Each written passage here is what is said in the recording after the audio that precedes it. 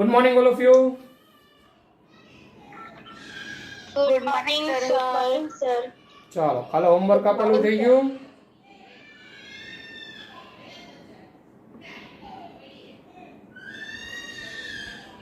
કાલે જે દાખલા આપેલા હતા હોમવર્ક માં થઈ ગયા બધાને? हाँ सर. ઓકે, જવાબ આવી જાય છે બધાને? Yes sir. કોઈ એવું છે ન થતા હોય એવું?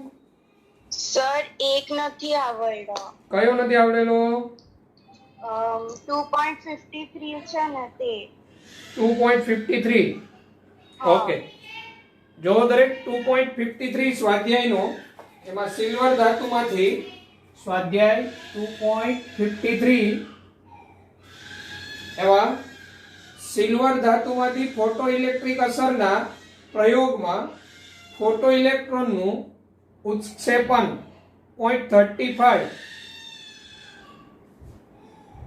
ઇલેક્ટ્રોવોલ્ટ 0.35 વોલ્ટેજ લાગુ પાડવાથી રોકાય છે, જ્યારે વિકિરણ 256.7 નેનોમીટર વાપરવામાં આવે છે ત્યારે સિલ્વર ધાતુનું કાર્ય વિધેય ગણો.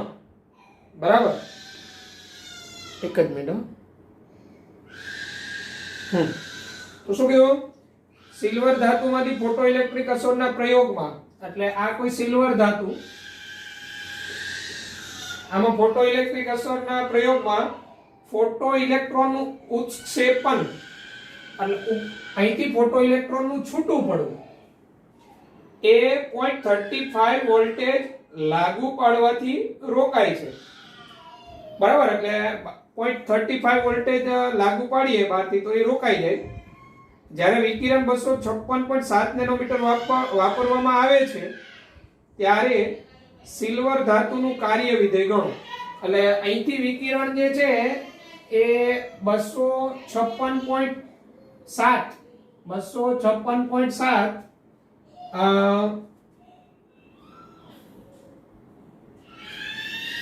નેનોમીટર વાળું અહીંયા વિકિરણ આપણે આપાત કરીએ તો સિલ્વર ધાતુનું કાર્ય વિધેય ગણો. કાર્ય વિધેય એટલે અહીંથી ઇલેક્ટ્રોનને છૂટા પડવા માટે લઘુત્તમ. તો જો રકમ શું કહે છે, સિલ્વર ધાતુમાંથી ફોટો ઇલેક્ટ્રિક અસરના પ્રયોગમાં ફોટો ઇલેક્ટ્રોનનું ઉત્ક્ષેપન 0.35 વોલ્ટ એ લાગુ પાડવાથી રોકાય છે. એટલે 0.35 વોલ્ટેજ લાગુ પાડો તો એનું ઉત્ક્ષેપન રોકાઈ જાય છે, એટલે છૂટા પડતા રોકાઈ જાય છે. જ્યારે વિકિરણ 256.7 નેનોમીટર વાપરવામાં આવે છે ત્યારે સિલ્વર ધાતુનું કાર્ય વિધેય ગણો. સિલ્વર ધાતુનું કાર્ય વિધેય એટલે W0. તો આપણી પાસે એક આવું સૂત્ર હતું Ke = hν - hν0. આને આપણે કાર્ય વિધેય કહેતા હતા. આ આપણે મેળવવાનું છે.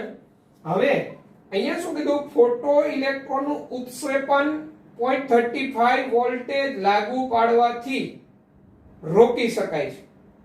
બરાબર, તો 0.35 વોલ્ટેજ અહીંયા લાગુ પાડો તો ઉત્ક્ષેપન રોકાઈ જવું. બરાબર, તો ઉત્ક્ષેપન એટલે ખાસ પ્રકારની ગતિ રોકાવી.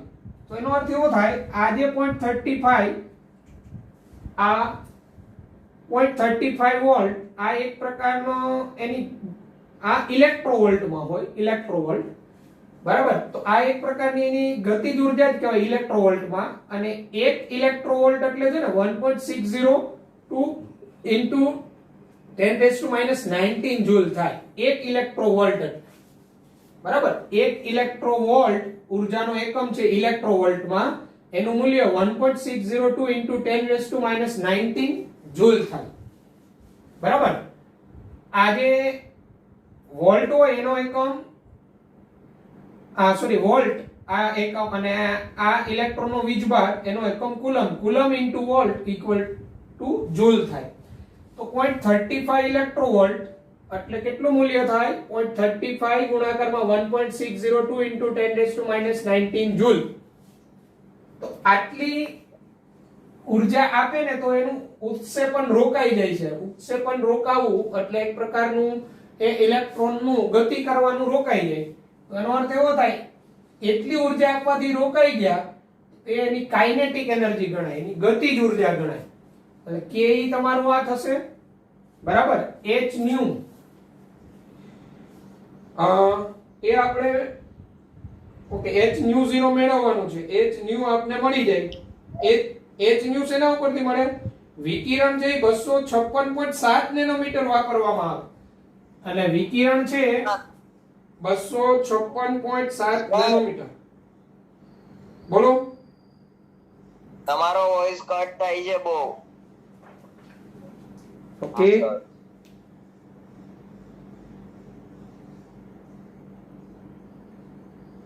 બધાને એવું થાય છે?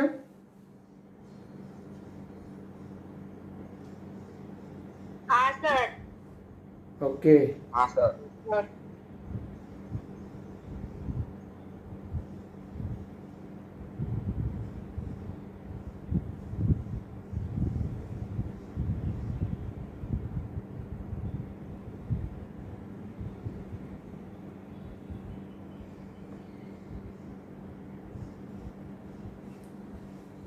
હવે આવે છે બરાબર? હવે આવે છે બરાબર? હા સર. હવે ક્લિયર આવે છે? હા સર સર. હવે ઠીક છે. Okay okay, continue. તો ટૂંકમાં શું થયું? 0.35 ઇલેક્ટ્રોવોલ્ટ 0.35 ઇલેક્ટ્રોવોલ્ટ આપવામાં આવે ને ત્યારે ઇલેક્ટ્રોનનું ઇજેક્શન રોકાવું, એટલે ઇલેક્ટ્રોન એની ગતિ કરતો રોકાય તો એટલી જે એની એનર્જી હોય ને એની ગતિજ ઉર્જા કહેવાય. એટલે 1 ઇલેક્ટ્રોવોલ્ટ એટલે આટલા જૂલ થાય. તો 0.35 ઇલેક્ટ્રોવોલ્ટ એટલે 0.35 ગુણાકારમાં 1.602 into 10⁻⁻19 જૂલ. એટલે આ જે આવે એ આપણી કાઇનેટિક એનર્જી આવે. આપણે કાર્ય વિધેય મેળવવાનું છે અને આપણે 256.7 નેનોમીટર વાપરવામાં આવે છે. તો આટલી તરંગ લંબાઈ છે. તો એ આ જે વિકિરણ હોય આપત થતું હોય એની તરંગ લંબાઈ થઈ. તો આની ઊર્જા મળી જાય. બરાબર? આ વિકિરણની આ જે કહેવાય એ વિકિરણની એનર્જી કહેવાય. E બરાબર h ન્યુ.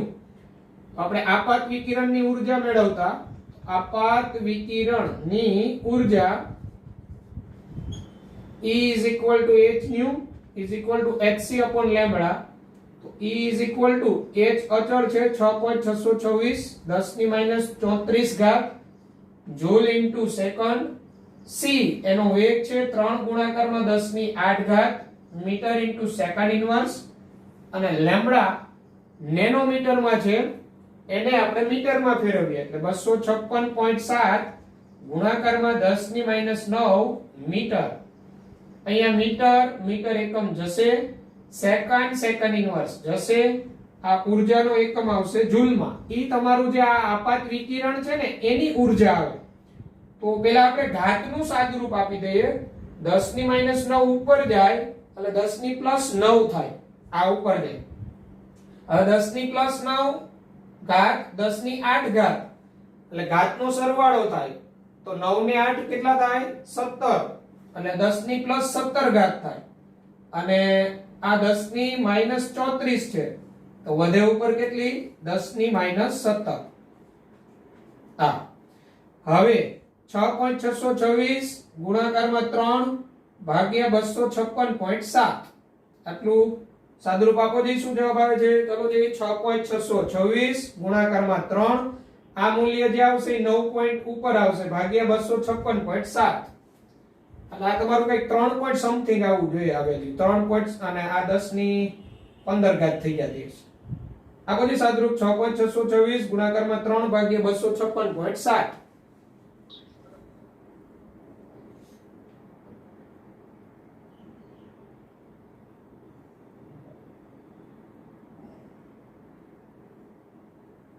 શું આવ્યો જવાબ? 0.077 એવો આવ્યો.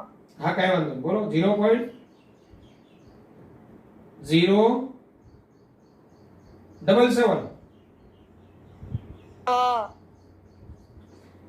હવે તો અહીંયા 0.077 આવ્યો. આ પોઈન્ટ છે અહીંયા ડાબી બાજુથી આ બાજુ જાવ જમણી બાજુ લઈ 1 2 એટલે હું 7.7 કરું તો 2 પોઈન્ટ આમ ખસું ડાબી બાજુથી જમણી બાજુ તો મારે ઇન્ટુ એટલી 10 ની માઈનસ ઘાત કરવી પડે. 2 પોઈન્ટ હું અહીંયા ખસું તો 10 ની -2 10 ની માઈનસ 17 એટલે 10 ની માઈનસ 19 થાય એટલે 7.7 ગુણાકારમાં 10 ની માઈનસ 19 ઘાત. ઓકે, આ કોની ઊર્જા આવી? તમારું જે વિકિરણ પડે છે ને 256.7 નેનોમીટર વાળું વિકિરણ સિલ્વર ધાતુની સપાટી પર, એની ઊર્જા આવી. આ ઊર્જા શું આવી? આ ઇલેક્ટ્રોનની ગતિજ ઊર્જા આવી. તો આપણે કાર્ય વિધેય મળી જાય. તો આ W0 ને આપણે કરતા બનાવીએ તો W0 કાર્ય વિધેય બરાબર આ ઊર્જા h ન્યુ, એટલે આ તમારી યાદ થઈ વિકિરણની ઊર્જા h ન્યુ માઈનસ શું કરી નાખવાનું k. ચાલો આ 0.35 ગુણાકારમાં 1.602 કરો જી. 0.35 ગુણાકારમાં 1.602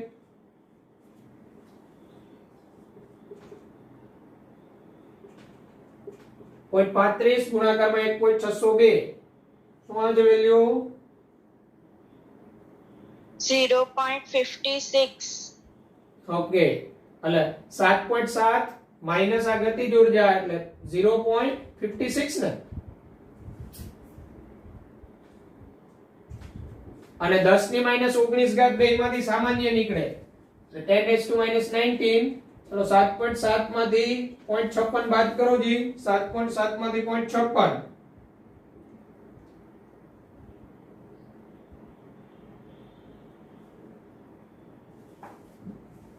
7.7 માંથી 0.56 બાદ કરો કેટલો આવે છે?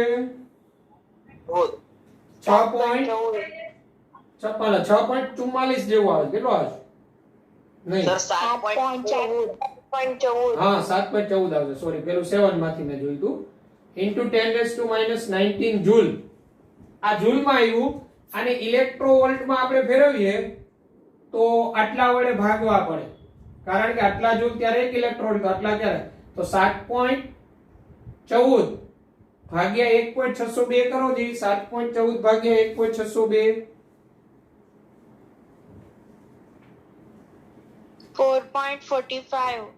ઓકે, 4.45 ઇલેક્ટ્રોવોલ્ટ આ કાર્ય વિધેય આવે. આટલી લઘુત્તમમાં લઘુત્તમ ઊર્જા જોઈએ ઇલેક્ટ્રોનને છૂટો કરવા માટે. આ તમારો ફાઇનલ આન્સર આવ્યો. આ ઇલેક્ટ્રોવોલ્ટ એકમમાં, આ તમારો જૂલ એકમમાં જવાબ આવે. બરાબર છે? એટલે રકમમાં તમને જે કીધેલું હતું કે અસરના પ્રયોગમાં ફોટો ઇલેક્ટ્રોનનું ઉત્ક્ષેપન ઇજેક્શન 0.35 વોલ્ટ તે લાગુ પાડવાથી રોકી શકાય.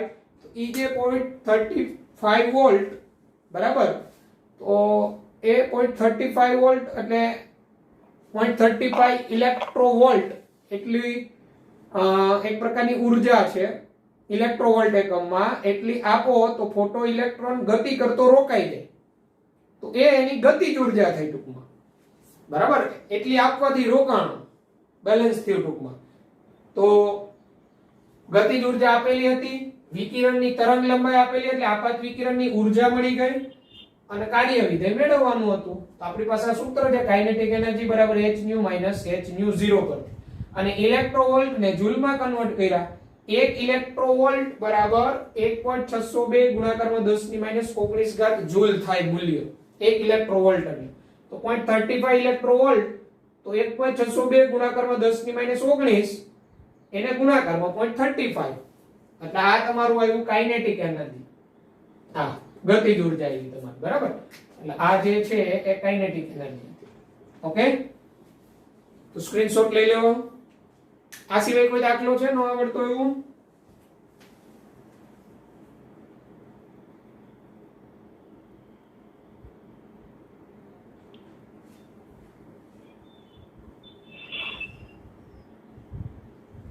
તો આ સિવાય કોઈ દાખલો કોઈને ન આવડેલો એવું તો કેવું કરાવું?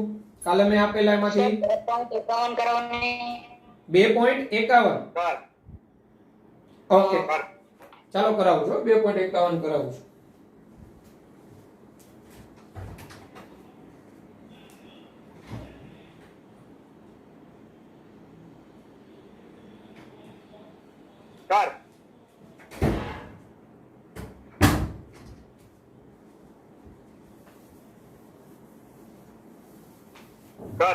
હા બોલો.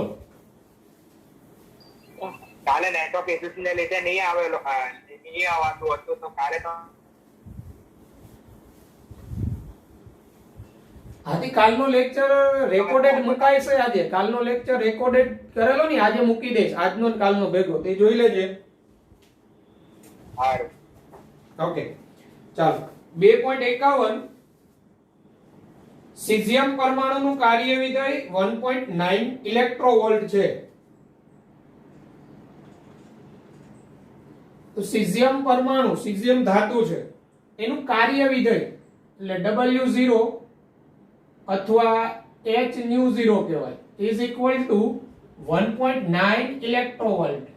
1.9 ઇલેક્ટ્રોવોલ્ટ એટલે 1.9 into 1.602 into 10 raised to minus 19 joule. Joule એકમ આટલું થાય. આ કાર્ય વિધેય એટલે એનો અર્થ સીઝિયમમાંથી ઇલેક્ટ્રોનને છૂટા પાડવા માટે લઘુત્તમ આટલી ઉર્જા જોઈએ.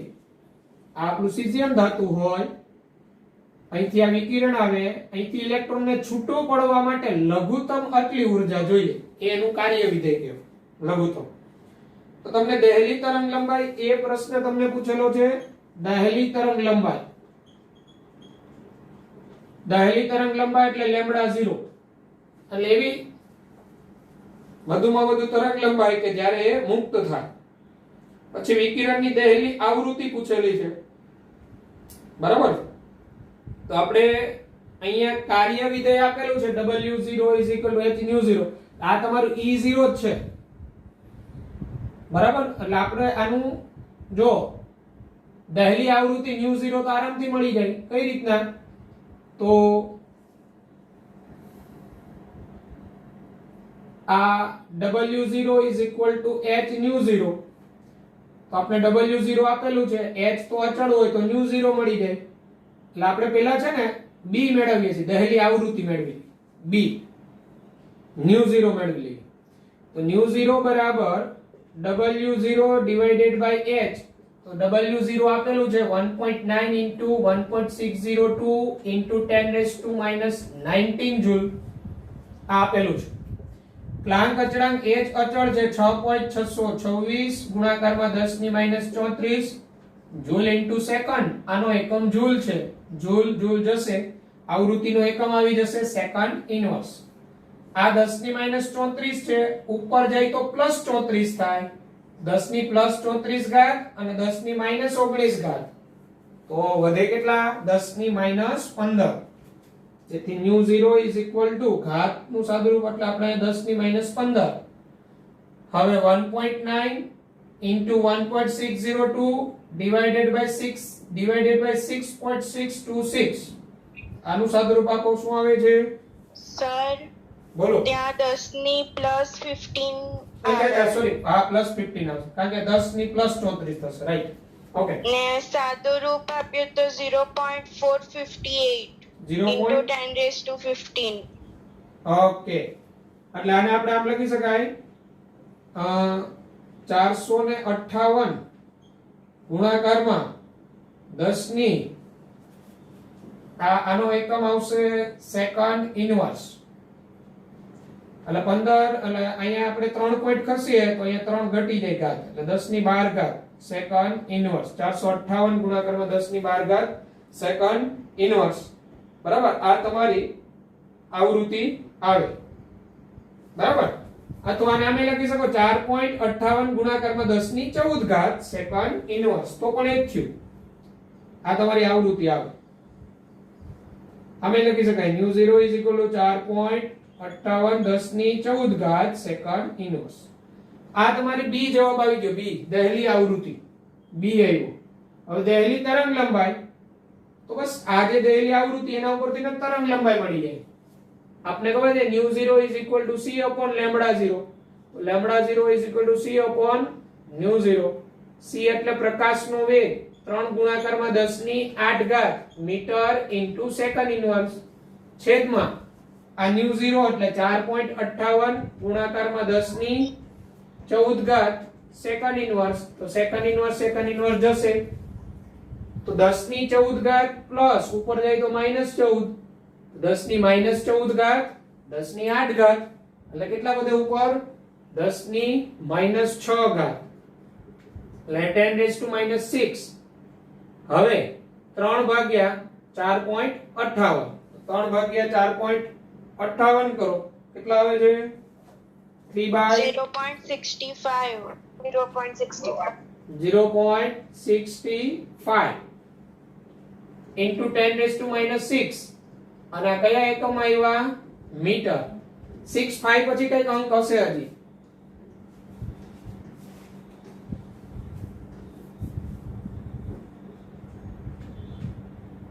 હલો 3/4.58 બરાબર એટલે 0.65 પછી કઈક અંક હશે ત્રીજો અંક 4 અંક સુધી અંક જવાનું કેટલા આવે 65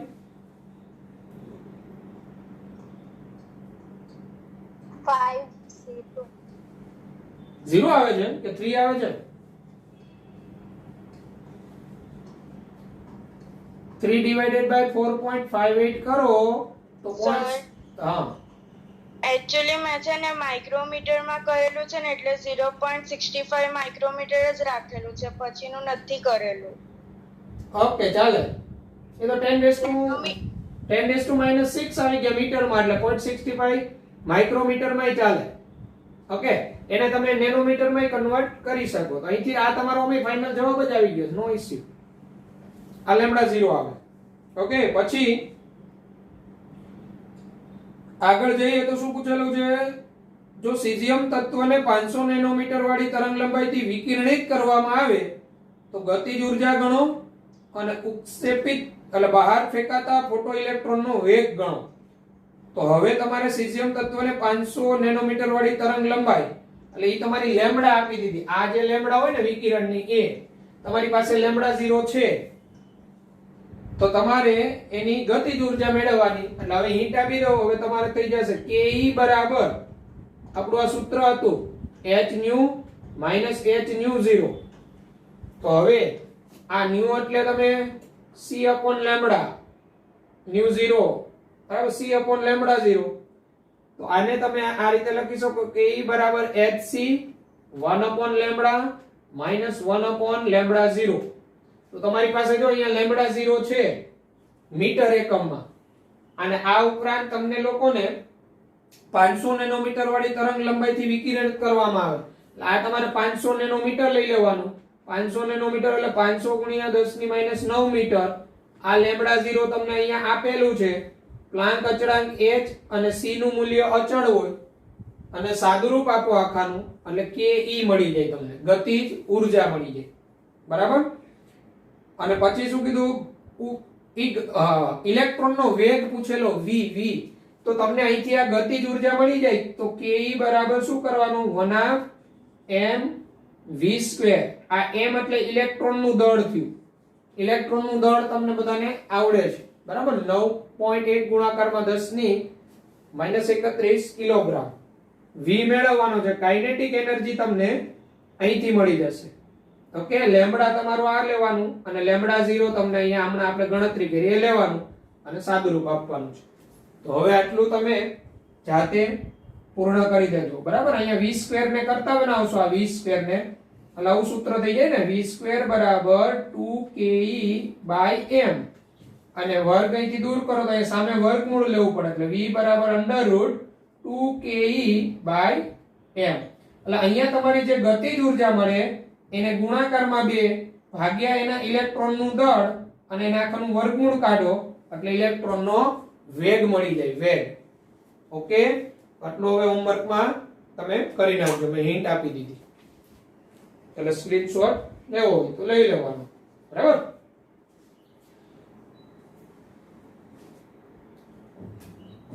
ચાલો આ સિવાય કોઈ છે દાખલો ન આવડે હા બોલો સર તા ન્યુ 0 4.58 મેં 4.58 લીધેલા પણ ટેક્સ્ટ બુકમાં 4.59 હતા ને એટલે ટેક્સ્ટ બુક થી થોડોક આન્સર અલગ આવ્યો છે તો ચાલશે હા નો ઇશ્યુ કારણ કે અહીંયા મેઈન ઘાત થઈ જાય આ મેઈન ઘાત 10⁻14 જેટલી ઘાત છે એટલે એટલા પોઈન્ટ નો ડિફરન્સ ઘાત તમારી ડિફરન્ટ ન આવવી જોઈએ એ અગત્યનું ઓકે એટલે પોઈન્ટ પછીનો આ બીજો કે ત્રીજો અંકમાં સ્લાઇટલી વેરીએશન હોય તો ચાલે ઘાત તમારી એક્ઝેક્ટ બેસવી જોઈએ ઓકે ચાલો હવે કોઈને ન દાખલો થયો એવું ઓકે, તો પછી આગળ વધીએ બીજા દાખલાઓમાં. બરાબર.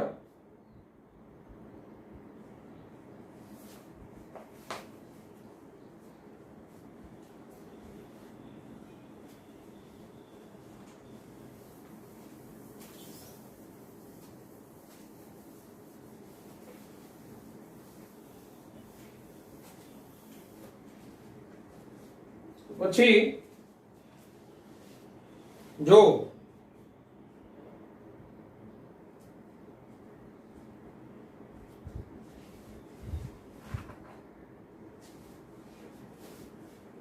બે પોઈન્ટ 8 સ્વાધ્યાયમાં 2.8 એક પ્રકાશ જેની તરંગ લંબાઈ 4000 પિકોમીટર છે અને તે 1 જૂલ ઉર્જા પૂરી પાડે છે. આ પ્રકાશના ફોટોનની સંખ્યા ગણો.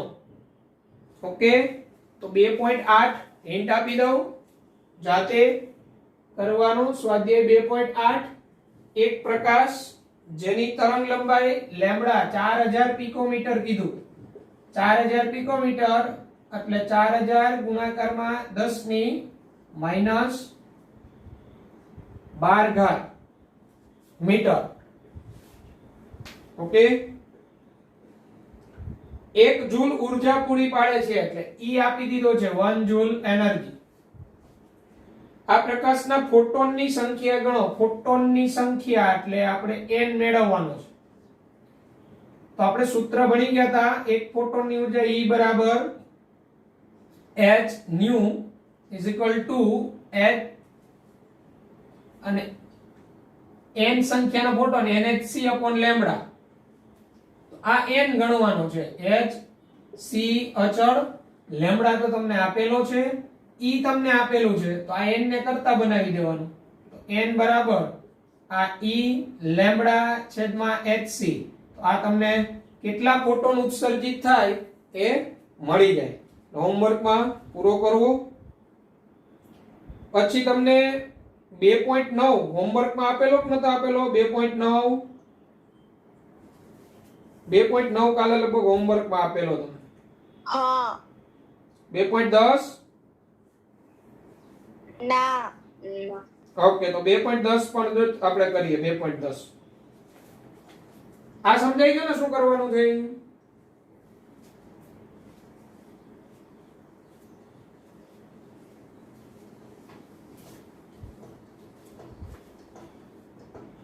જો 2.10 242 નેનોમીટર તરંગ લંબાઈ ધરાવતું વિદ્યુત ચુંબકીય વિકિરણ સોડિયમ પરમાણુનું આયનીકરણ કરવા માટે પૂરતું છે. સોડિયમની આયનીકરણ ઉર્જા ગણો. એટલે લેમ્બડા આપેલું છે. હવે એટલું વિકિરણ એનું આયનીકરણ કરવા માટે પૂરતું છે, તો એની આયનીકરણ ઉર્જા ગણો. આયનીકરણ ઉર્જા એટલે સોડિયમ પરમાણુમાંથી ઇલેક્ટ્રોનને મુક્ત કરવા માટે જરૂરી ઉર્જા, એને એની આયનીકરણ ઉર્જા કહેવાય. એટલે સ્વાધ્યાયનો 2.10 આ સોડિયમ ધાતુ હોય, આના ઉપર વિકિરણ પડે છે, બરાબર. એની તરંગ લંબાઈ 242 નેનોમીટર છે અને સોડિયમ પરમાણુનું આયનીકરણ કરવા માટે પૂરતું છે. આયનીકરણ કરવા માટે પૂરતું એટલે અહીંથી જે ઇલેક્ટ્રોન હોય એને છૂટો કરે. એટલે સોડિયમ માંથી શું બની જાય? Sodium plus Na plus. એટલે ઇલેક્ટ્રોનને મુક્ત કરવા માટે આટલી તરંગ લંબાઈ જોઈએ છે. તો સોડિયમની આયનીકરણ ઉર્જા ગણો. આયનીકરણ ઉર્જા એટલે કે સોડિયમ પરમાણુમાંથી એક ઇલેક્ટ્રોનને મુક્ત કરવા માટે જરૂરી ઉર્જા, બરાબર. તો આ લેમ્બડા આટલું જ ઇનફ છે, તો આ લેમ્બડા ઉપરથી ઉર્જા મળી જાય.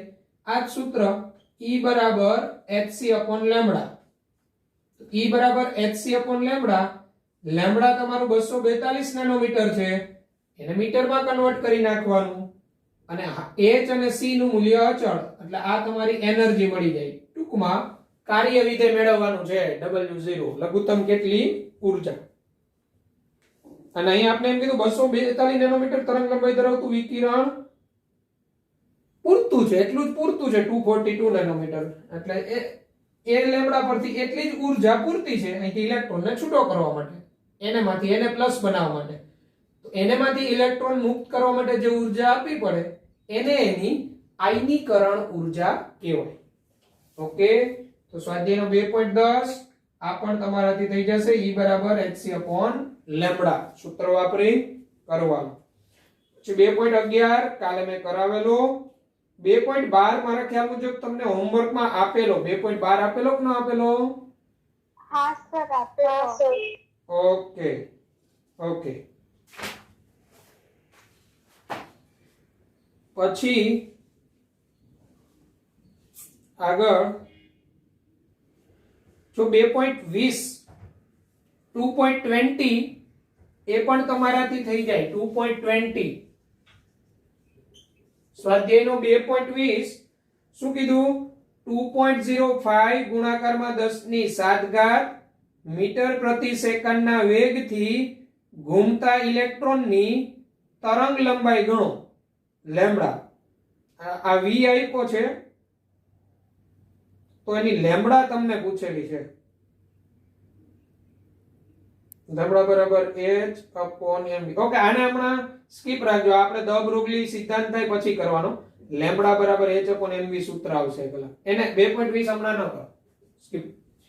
ઇલેક્ટ્રોનનું દળ આપેલું, ગતિજ ઉર્જા, તો તેની તરંગ લંબાઈ એ પણ દ બ્રુગલી. ઓકે, 2.21 પણ હમણાં ન કરો. ઓકે, ચાલો તો પછી આગળ જતા જઈએ તો 2.35 જો 2.35 સ્વાધ્યાયનો 2.35 જે દાખલા હું કરાવતો જાઉં તમારી બુકમાં ટીક કરતા જવાના. જેમાં હું હિન્ટ આપું છું એ ઘરેથી તમારે સોલ્વ કરવાના, હિન્ટ સમજીને. ખાલી તમારે પછી કિંમત મૂકીને ગણતરી જ કરવાની છે. 2.35 શું કે જો કાર્બન પરમાણુનો વ્યાસ 0.15 નેનોમીટર હોય, 2.35 માં કાર્બનનો વ્યાસ બરાબર 0.15 નેનોમીટર, આપને ત્રિજ્યા મળી જાય એની. તો ત્રિજ્યા બરાબર 0.15 ભાગ્યા 2 આ એની ત્રિજ્યા થાય. પછી આગળ શું કીધું? કાર્બન પરમાણુની સંખ્યા ગણો જેને 20 સેન્ટીમીટર લાંબી લાઈનના સ્કેલ પર સીધી લીટીમાં એકબીજાની નજીક ગોઠવી શકાય. એવા કાર્બન પરમાણુની આપણે સંખ્યા ગણવાની કે જેને 20 સેન્ટીમીટર લાંબી લાઈનના સ્કેલ પર સીધી લીટીમાં એકબીજાની નજીક ગોઠવી શકાય. આવી કોઈ 20 સેન્ટીમીટર લંબાઈ છે. અહીંયા આ રીતના કાર્બન પરમાણુને 20 સેન્ટીમીટર લંબાઈમાં જ ગોઠવવાની, પણ એટલે કેટલા કાર્બન પરમાણુ એમાં સમાય એ આપને પૂછેલું છે. તો આટલો આ કાર્બન પરમાણુનો વ્યાસ કહેવાય. તો એ તો આપેલો છે આપણે 0.15 નેનોમીટર. 0.15 નેનોમીટર ને આપણે વ્યાસ છે 0.15 નેનોમીટર, એને મીટરમાં ફેરવો એટલે 0.15 ગુણાકારમાં 10 ની -9 અને એને સેન્ટીમીટરમાં ફેરવો એટલે 0.15 ગુણાકારમાં 10 ની -7 સેન્ટીમીટર. કારણ કે 1 મીટર બરાબર 100 સેન્ટીમીટર થાય. બરાબર, તો એટલા આને ગુણાકારમાં 100 કરો એટલે 10⁻², 10⁻², 10⁻⁻9 એટલે 10 ની -7. તો આટલો વ્યાસ છે, આટલા સેન્ટીમીટર વ્યાસ છે, આટલી સેન્ટીમીટર લંબાઈ છે. તો કાર્બન પરમાણુની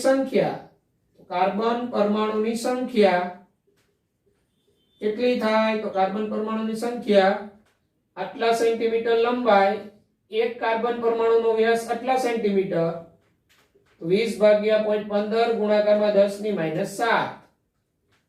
આપો જી સાદુરૂપ. 20 ભાગ્યા 0.15 10 ની -7 ઉપર જાય એટલે +7 થઈ જાય. બરાબર, અને આને આપણે આમ કહી દઈએ કે 1.5 ગુણાકારમાં 10 ની -6 અને 1.5 એટલે 3 ભાગ્યા 2 એટલે ઉપર જાય તો 20 40 ને 40 ભાગ્યા 3 કેટલો આવે છે જવાબ? જોવો જી 1.33 જેવો આવે છે ગુણ્યા 10 ની 9 133 જેવો આવતો છે. કરો તો 20 ભાગ્યા 0.15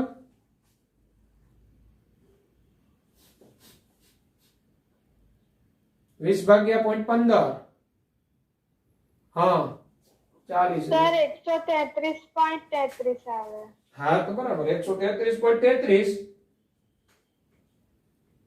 તો આને આપણે આમ લખી શકીએ ને 1.33. હવે હું આ પોઈન્ટ આ બાજુ બે જમણી બાજુથી ડાબી બાજુ 2 પોઈન્ટ ખસું એટલે મારે 10 ની 2 ઘાત વડે ગુણવા પડે તો 10 ની 7 ને 10 ની 2 10 ની 9. તો 20 સેન્ટીમીટર લંબાઈ હોય ને, જો કાર્બન પરમાણુનો વ્યાસ આટલો હોય 0.15 નેનોમીટર, તો 20 સેન્ટીમીટર લંબાઈમાં આટલા કાર્બન પરમાણુ ગોઠવાઈ શકે. 1.33 ગુણ્યા 10 ની 9 ઘાત. આ જવાબ આવી 2.35. એનો જવાબ એટલો થાય. ઓકે, ચાલો એટલે સ્ક્રીનશોટ લઈ લેજો. આની ગણતરી તમારે ઘરેથી કરવા. આમાં n મેળવવાનો છે, આમાં e મેળવવાનો છે. લેમ્બડા આપેલું છે. સ્ક્રીનશોટ લઈ લેવા.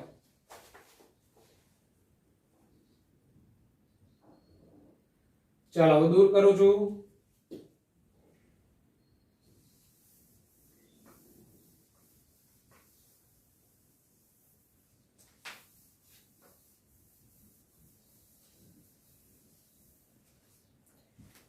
પછીનો દાખલો જોઈએ. જો આપણે 2.36 સ્વાધ્યાયનો 2.36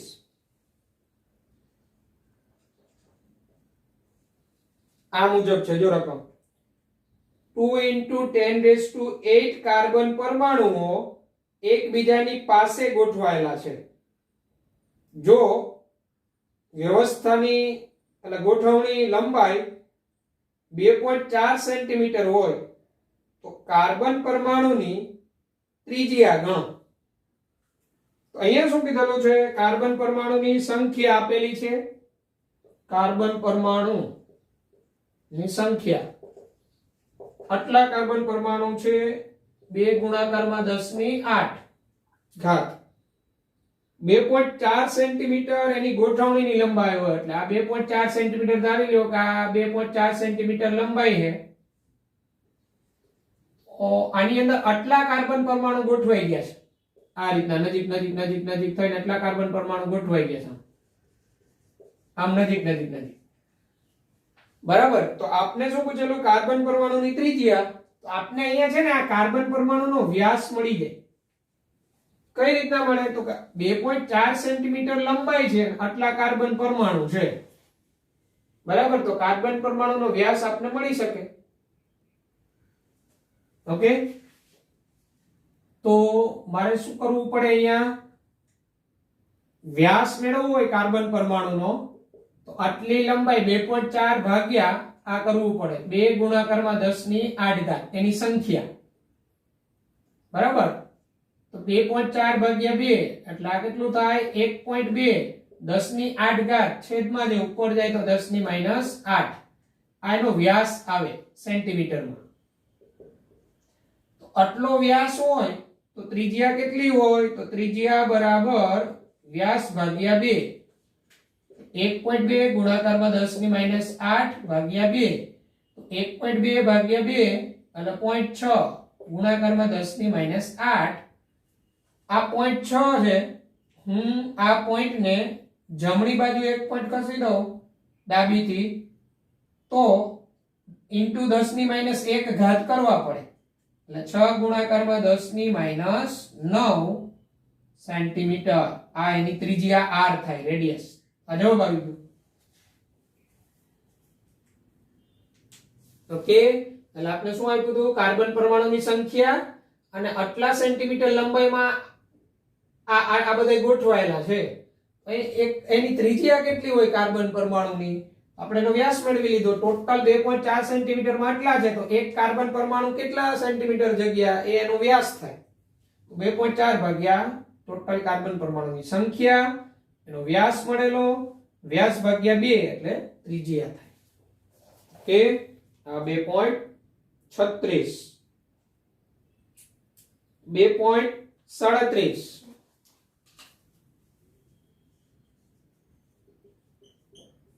સ્વાધ્યાય 2.37 ઝિંક પરમાણુનો વ્યાસ આપેલો છે આપને. Zn પરમાણુનો વ્યાસ. Zn પરમાણુનો વ્યાસ આપને આપેલો છે 2.6 એંગસ્ટ્રોમ, એટલે કે 2.6 ગુણાકારમાં 10 ની -10 ઘાત મીટર આપને વ્યાસ આપેલો છે. ઝિંક પરમાણુની ત્રિજ્યા ગણો, તો આ તમારે હોમવર્કમાં થઈ જાય. હવે આ ત્રિજ્યા ગણતા આવડે તમને, વ્યાસ આપેલો છે બસ એને ભાગ્યા 2 એટલે એની ત્રિજ્યા મળી જાય. પિકોમીટરમાં ગણવાનું કીધું છે. આ જે મળે તમને 2.6 ગુણ્યા 10 ની -10 ઘાત મીટર, આ મીટરમાં, આને ભાગ્યા 2 કરો એટલે મીટરમાં મળે, અને મીટરને તમારે શેમાં ફેરવવાનો છે? પિકોમીટરમાં. એટલે 10 ની -12 વડે આને પાછો ભાગી નાખવાનો, એટલે પિકોમીટરમાં, કારણ કે 1 પિકોમીટર એટલે 10 ની -12 ઘાત મીટર થાય. ઓકે, પછી બીજો શું કીધું? ઇલેક્ટ્રોન એકબીજાની લગોલગ લંબાઈ પ્રમાણે ગોઠવાયેલા હોય તો 1.6 સેન્ટીમીટર લંબાઈમાં હાજર પરમાણુની સંખ્યા ગણો. તો આપને વ્યાસ આપેલો છે, 1.6 સેન્ટીમીટર લંબાઈ છે, બરાબર? તો આપને સંખ્યા મળી જાય. કઈ રીતના સંખ્યા મળે? તો એ 1.6 સેન્ટીમીટર ભાગ્યા એનો વ્યાસ કરી નાખવાનો, એક કેટલી જગ્યા રોકે, બરાબર, એ કરી નાખવાનું, પછી એની સંખ્યા મળી. આ હોમવર્કમાં થઈ જશે કે મારે કરાવવો પડશે અહીંયા? સર થઈ જશે. ઓકે, આઈ તો પછી બાકી કાલે કરાવજો. કઈ વાંધો નહીં, તૈયારી કરજો, તમે કરજો, કારણ કે આવા ઉપરના મેં 2 કરાવેલા છે. ન થાય તો કાલે હું કરાવીશ, જાતે કરજો. ઓકે હા સર. ઓકે, ચલો 2.38. જો 2.38 શું કે? એક કણ 2.5 ગુણાકારમાં 10 ની -16 ઘાત કુલમ સ્થિર વિદ્યુતીય ભાર ધરાવે છે. એક કણ, એનો વિદ્યુત ભાર આપેલો છે, તેમાં હાજર ઇલેક્ટ્રોનની સંખ્યા ગણો. બરાબર, કેટલા ઇલેક્ટ્રોન હોય એટલે આટલો ભાર છે. કણનો ભાર 2.5 ગુણાકારમાં 10 ની -16 ઘાત કુલમ છે. તો આટલા કુલમ ભાર ધરાવતો હોય તો કેટલા ઇલેક્ટ્રોન એમાં હાજર હોય? બહુ સિમ્પલ, આપને ખબર હોય તો એક ઇલેક્ટ્રોન પરનો ભાર આટલો છે, 1.6 10⁻⁹ કુલમ. આટલા કુલમ ભાર એટલે એક ઇલેક્ટ્રોન થાય, તો 2.5 ગુણાકારમાં 10 ની -16 ઘાત કુલમ, તો કેટલા ઇલેક્ટ્રોન? તો ઇલેક્ટ્રોનની સંખ્યા મળી જાય. ઇલેક્ટ્રોનની સંખ્યા, આટલા કુલમ ભાર વાળા ઇલેક્ટ્રોન કેટલા હોય તો એને ભાગ્યા આ એક ઇલેક્ટ્રોન પરનો ભાર કરી નાખવાનો. 2.5 ગુણાકારમાં 10 ની -16 ભાગ્યા 1.6 into 10⁻⁹ 10 ની -19 ઘાત ઉપર જાય, પ્લસ થઈ જાય, બરાબર? આ તમારું 25/16 જ થયું, એક પ્રકારનું ગુણોત્તર. જો 25 આ 16 થયું, બરાબર? અને 10 ની -19 ઉપર જાય, 17 કડા 9 એટલે 10 ની ઉપર 3 વધે, અહીંયા 10⁻³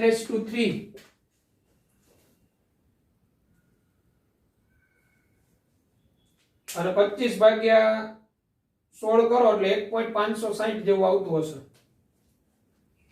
હા સર. એટલે 1560 ઇલેક્ટ્રોનની સંખ્યા થાય. આટલો વીજભાર ધરાવતો હોય ને તો 1560 ઇલેક્ટ્રોન હોય. હા, એનો જવાબ આવી ગયો. ઓકે, સ્ક્રીનશોટ લઈ લેવાનો.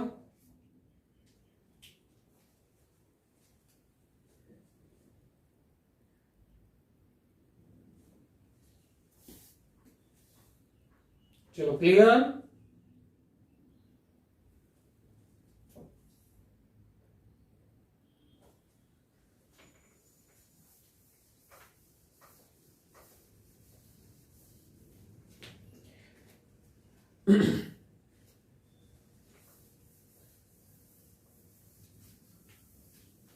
જો પછી 2.39 છે એ તમે જાતે કરી શકો. રકમ શું કે? મૂલ્યાંકનના પ્રયોગમાં તેલ બિંદુ પર ચળકતા એક્સ કિરણો દ્વારા પ્રાપ્ત સ્થિર વિદ્યુતીય ભાર, એટલે વિદ્યુત ભાર આપ્યો છે આપણે, -1.282 ગુણાકારમાં 10⁻18 કુલમ. આ દાખલો હમણાં આપણે આ 2.38 ગણ્યો એના જેવો જ છે. તેમાં રહેલા ઇલેક્ટ્રોનની સંખ્યા ગણો. તો જ્યારે આપને કોઈ ભાર આપ્યો હોય અને એમાં ઇલેક્ટ્રોનની સંખ્યા કેટલી એવું પૂછે, બહુ સિમ્પલ. ઈ જે ભાર હોય ને એને ભાગ્યા 1 ઇલેક્ટ્રોન પરનો ભાર એટલે 1.602 ગુણાકારમાં 10⁻19 કરી નાખવાનું એટલે સંખ્યા મળી જાય. એટલે 2.39 જાતે હોમવર્કમાં તમે કરી શકશો. ઓકે,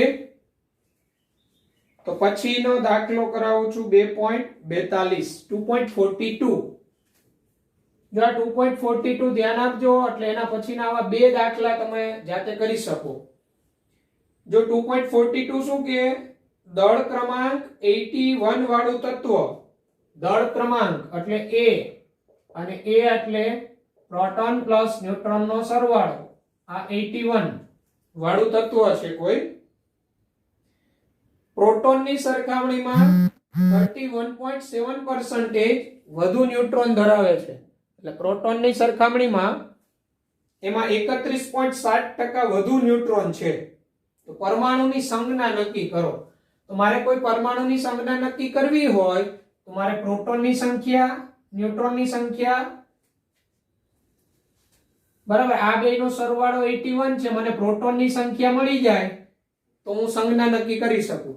કારણ કે આપણે કોઈ પણની સંજ્ઞા આપવી હોય તો અહીંયા Z જોઈએ ને અહીંયા A જોઈએ.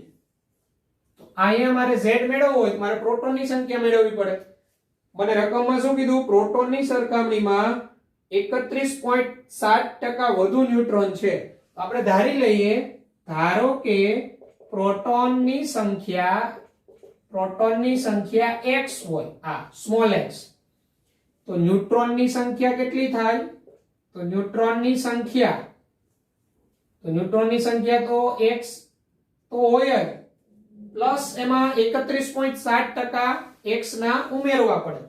એટલે ન્યુટ્રોનની સંખ્યા x પ્લસ 0.317x થાય. આવું કઈ રીતના આવ્યું? તો આપણે શું કીધું? 31.7% વધુ ન્યુટ્રોન ધરાવે. કોના? પ્રોટોનની સરખામણીમાં. એટલે જેટલા પ્રોટોન છે ને એના કરતા ન્યુટ્રોન છે 31.7% વધુ છે. તો આપણે શું કીધું? પ્રોટોનની સંખ્યા x, બરાબર, એટલે ત્યારે 100% તો 31.7% વધુ કીધું ને, તો x ના 31.7% એટલે કેટલા થાય? તો x ગુણ્યા 31.7 ભાગ્યા 100. તો x ગુણ્યા 31.7 ભાગ્યા 100 એટલે આટલું મૂલ્ય થાય 0.317x. તો ન્યુટ્રોનની સંખ્યા પ્રોટોન છે એટલી તો હોય જ, પ્લસ 31.7% વધુ. એટલે 31.7% વધુ એટલે x પ્લસ 0.317x આ ન્યુટ્રોનની સંખ્યા થાય.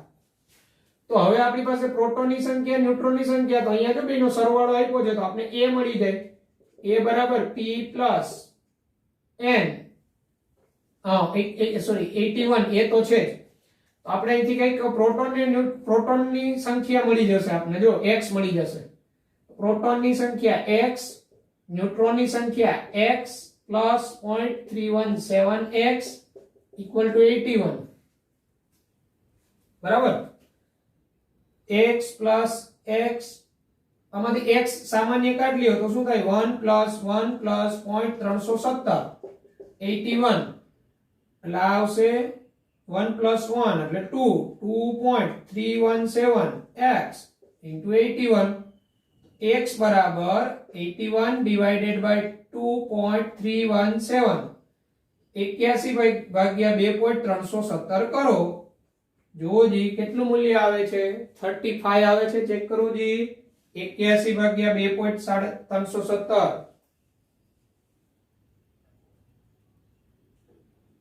80 ભાગ્યા 2 હોય એટલે 40 હોય, તો 81 ભાગ્યા 2.317 આપો સાદુરૂપ 35 આવે છે. 34.95. હા, 34.95 is near equal to 35 જ કહેવાય. આમ આ x અને x એટલે આપણો પ્રોટોનની સંખ્યા જ થઈ. એટલે એનો અર્થ એવો થાય એમાં પ્રોટોનની સંખ્યા 35 છે એનો પરમાણ્વીય ભાર 81 છે તો 35 પ્રોટોનની સંખ્યા તો એટલો જ એનો પરમાણુ ક્રમાંક થાય અને પ્રોટોનની સંખ્યા જેટલો જ તટસ્થ જેટલો જ તેનો Z થાય Z. આમ પરમાણુ ક્રમાંક 35 વાળું તત્વ બ્રોમિન છે એટલે Br3581 તો એ તત્વની સંજ્ઞા આ થાય. આપેલ તત્વ બ્રોમિન હોય, પરમાણુ ક્રમાંક 35, એનો પરમાણુ ભાર 81. આ પ્રકારે આ દાખલાઓની ગણતરી થાય. તો જો 2.43 છે એના જેવો જ છે. જો રકમ વાંચું છું 2.43. દળ ક્રમાંક 37 ધરાવતો આયન 1 એકમ ઋણ ભાર ધરાવે છે. 1 એકમ ઋણ ભાર એટલે એના ઉપર -1 ચાર્જ છે, વીજભાર. અને એમ કીધું ઇલેક્ટ્રોન કરતા 30.4% વધુ ન્યુટ્રોન ધરાવે છે. એટલે જેટલા ધારો કે ઇલેક્ટ્રોનની સંખ્યા x હોય તો ન્યુટ્રોનની સંખ્યા x પ્લસ 30.4% ઉમેરવા પડે એટલે 0.304x થાય.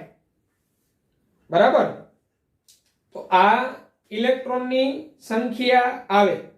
પણ તમને અહીંયા શું કીધું, તત્વ છે ને તટસ્થ નથી, 1 એકમ ઋણ ભાર ધરાવે છે. એટલે તમારે જે તો તટસ્થ હોય, તટસ્થ ત્યારે કેટલા ઇલેક્ટ્રોન હોય તો તમારે જે ઇલેક્ટ્રોનની સંખ્યા આવે ને એમાંથી -1 કરી નાખવાનો, ખાલી -1. બરાબર? એટલે તમે ઇલેક્ટ્રોનની સંખ્યા x ધારેલી હોય તો તમારા તટસ્થ પરમાણુમાં ઇલેક્ટ્રોનની સંખ્યા x -1 હોય. બરાબર? બસ પછી તો પ્રોટોન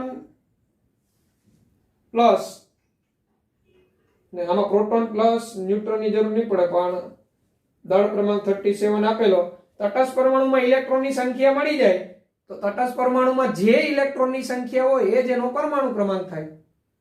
બરાબર? 2.43 હોમવર્કમાં ટ્રાય કરજો, વાંધો નહીં. અને 2.44 એ પણ હોમવર્કમાં ટ્રાય કરજો, આના જેવો જ છે. ન થાય તો હું કાલે કરાવીશ. આનો સ્ક્રીનશોટ લઈ લેજો.